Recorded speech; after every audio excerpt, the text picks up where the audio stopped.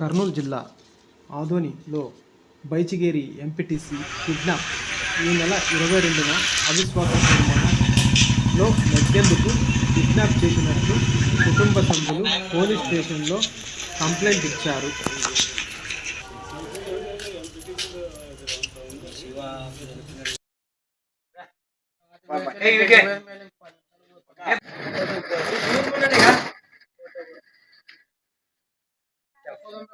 Kidnap చేసినారు.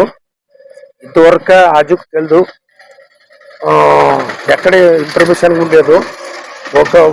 ఒకడు ఉన్నాడు, ఒక ఆయన ఉన్నాడు, కమ్రోలు షీనా అనేది. మా ఇంటి దగ్గరకు 3 మాటలు తిరిగి 3 మాటలు మిస్డ్ కాల్ ఫోన్ చేసి కారులో మధ్యలోనే సాయిబాబా టెంపుల్ దగ్గర కారు ఆపి ఇంటి కాటల్ని స్కూల్ దగ్గర కాటల్ని ఎక్కించుకొని పోయి సాయిబాబా గుడి కాడ హ్యాండ్ ఓవర్ చేసి మా తమ్ముని బండి తీసుకొని వచ్చి ఇంటికి అడబెట్టి బీగాలు నా మరదాల చేతిలో పెట్టినాడు. అది ఏం జరిగిందో ఏం లేదో ఇంతవరకు అసలు రావడం లేదు. వాళ్ళు మాకు డౌట్ వాడే సీనా అనే పిల్లడు.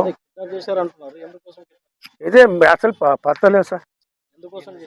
అది ఎందుకోసం చేసినారో అసలు తెలియదు మ్యాటర్. అంటే ఎంపీటీసీ అనుమానం ఎవరి మీద అనుమానం లేదు, ఆ పిల్లోని మీద. నాకు ఆ కప్కి మాదేవ వారిద్దరి ముందు మాకు అనుమానం ఉంది. ఇక భార్య నా కూతుర చాలా బాధలు ఉండరు. నుంచి కనపడట్లేదు సార్, సాయంత్రం నుంచి కనపడటం లేదు. మాకు శ్రీనివాస్ మీద అనుమానం ఉంది. అతను కూడా చాలా బాగాలేదు. మాకు అతనికి ఆపరేషన్ అయింది. అతని ఆరోగ్యం కూడా సరిగ్గా లేదు. అతను మాకు ఈరోజు సాయంత్రం కల్లా తీసుకొని రండి. ఆదివారం రోజు సాయంత్రం నుంచి 8 గంటల నుంచి.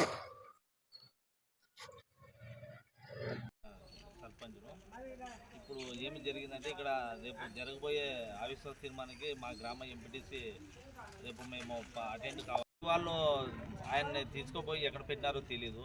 నేను ఏమంటానంటే ప్రజాస్వామ్యంలో ఇది మంచిది కాదు, దీన్ని అభ్యాసం చేసినట్లయితుంది. ఎందుకంటే ప్రజాస్వామ్యంలో ఓటమి గెలుపులు మామూలే ఇవన్నీ. దాన్ని మీరు వేరే రకంగా తీసుకొని వాళ్ళ కుటుంబము భార్య పిల్లలు చాలా ఇబ్బంది పడుతూ ఉన్నారు.